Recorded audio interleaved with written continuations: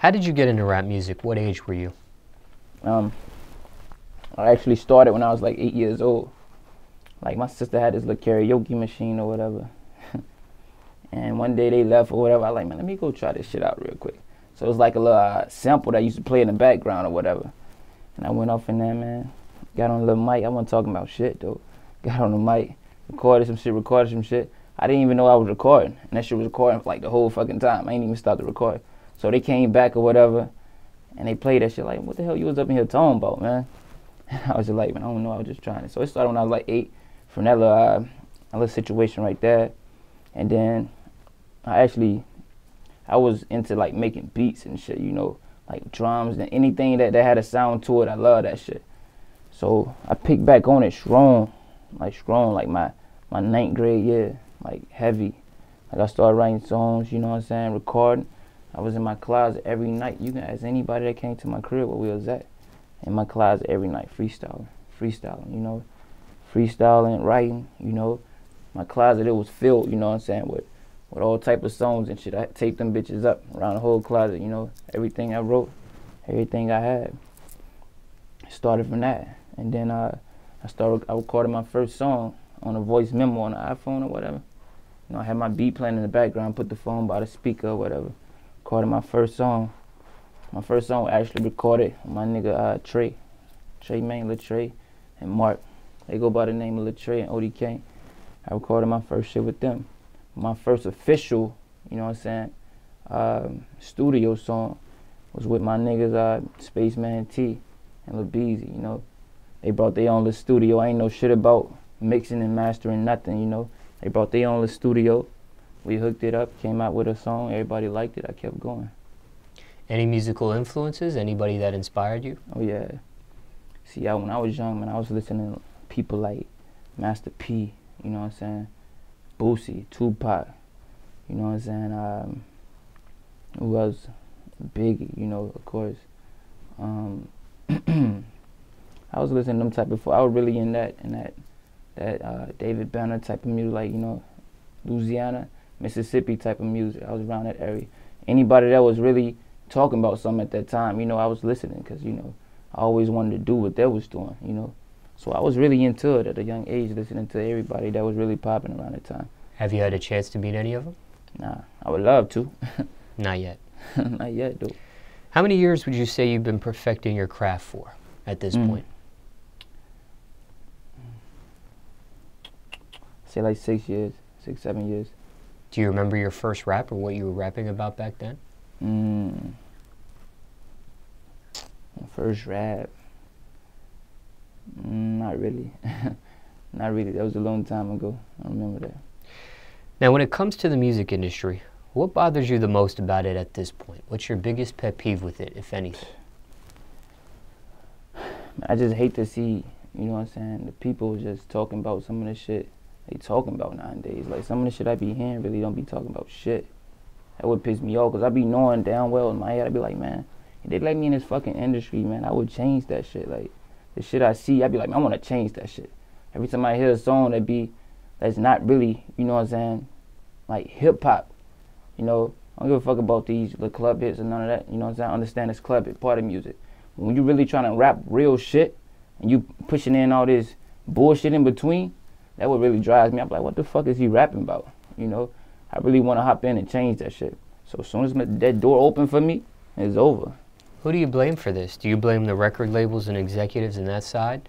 Or do you blame the listeners and consumers in that side? It's the listeners, man. You know, it's all about who got the most people listening to them. So, you know, the listeners boost it up. It always starts from social media and shit. They make memes, they make videos with people's songs in the background. The songs really ain't popping.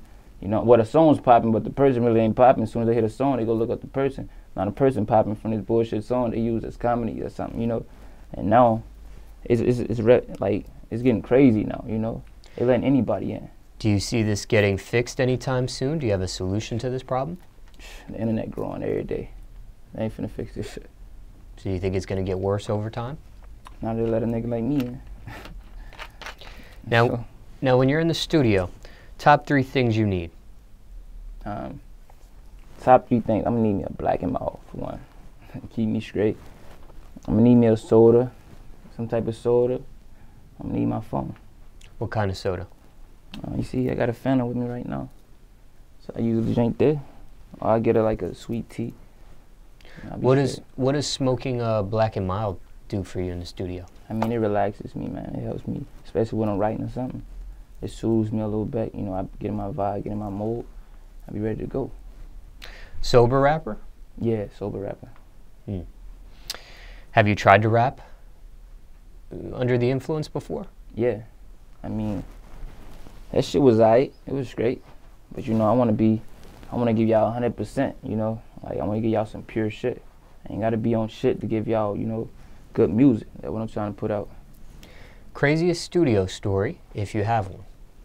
Crazy studio story. Well, yeah. Well, you know, I had my studio at the crib or whatever, like throughout my whole high school days or whatever.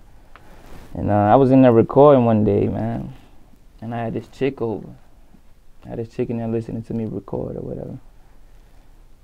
I mean, I was single as fuck at the time, but I was still fooling with this other chick. But the chick out that was over, we really ain't have shit going on or whatever. But yeah, chick bust in on us in the studio while recording, man, and just like try to go dumb, try to go crazy up in there. So it's crazy because it was still recording and everything. I was still recording. She just boom, bust in the door. So I'm like, damn, you know what I'm saying? She's still recording or whatever. She trying to hit the girl and everything. I'm like, yeah, get back, you tripping right now, you tweaking. They end up fighting? A little bit. I broke it up. Now, I'm sure you come across a variety of beats. Has there been any beat that you received that you passed on that became a bigger song for somebody else?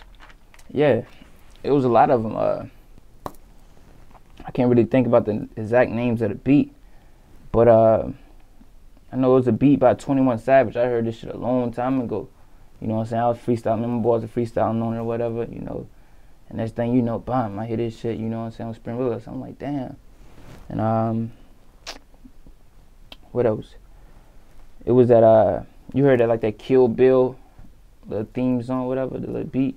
We heard that a long time ago. Like, now it's popping, you know what I'm saying? What else I done heard? I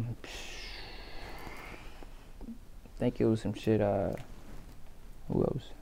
I think it was some Chief Keef shit I heard a while back. What's the realest song you ever wrote so far in your whole catalog of music? The realest song? Mm-hmm. Well, I wrote, the song I created my 12th grade year was the class song, you know what I'm saying? And that was like, that had to be the realest song, because, you know, everybody felt it. Like, I had people who graduated years before me felt it. Like, yeah, man, you brought back a lot of memories when you dropped this shit, man. So that had to be the realest, man. I was really getting in on that song. What was that song about?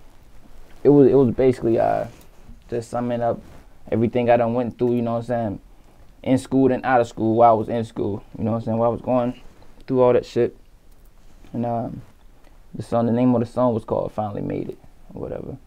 So I was just talking about shit from like kindergarten all the way up, you know, just memories and shit. Risk versus reward. What's the biggest risk you took for your music career so far? Joining the military. Was it worth it? Yeah. I met a lot of fucking people who like my music in the military. And it's getting me connected, you know what I'm saying, to everybody. Proudest accomplishment so far in your music career? My proudest accomplishment? I mean, just reaching the people through my music, basically, man. I love to touch people. When people say they love my music, you know, some people tell me, like, you know, you motivate me. When you make your songs, you know what I'm saying, you give me life, you know. A chick just hit me up the other day, was telling me some shit like that. Like, yeah, man, your song, man, you know, it make me look at life a whole different way. She was talking about the Finally Made It song, you know, and shit like that. What's the biggest misconception of you? What's one thing people think about you, but it's not true? A lot of people be thinking I'm just mean as fuck, you know what I'm saying? Like, a lot of shit did make me cold-hearted, but, you know, it's like, it's easy to talk to me. Some people be scared to talk to me and shit. Mostly females. They either hit me up on Instagram like, yeah, I seen you in the mall or something, and you want to come up to you or something, you know, it look like you want to be bothered. That's just I got a mug, you know. I walk, I mug, but I'm easy to talk to. Craziest rumor you heard about yourself? Craziest rumor. I ain't really had, growing up, I ain't really had a lot of bad rumors, you know. That's good, right? Yeah, I ain't really had nothing bad. Not yet. Not yet, but you know how that shit go. Do you care what people think of you? Nah, I don't give two fucks. Why not? I'ma do me till the day I die. Cause I mean, it's my life. I'ma live it how I wanna. And it's mine. And what about music-wise? Do you care what people think? Nope, I create from the heart. Create from the heart, man. What are your keys to success? Motivation, dedication, determination.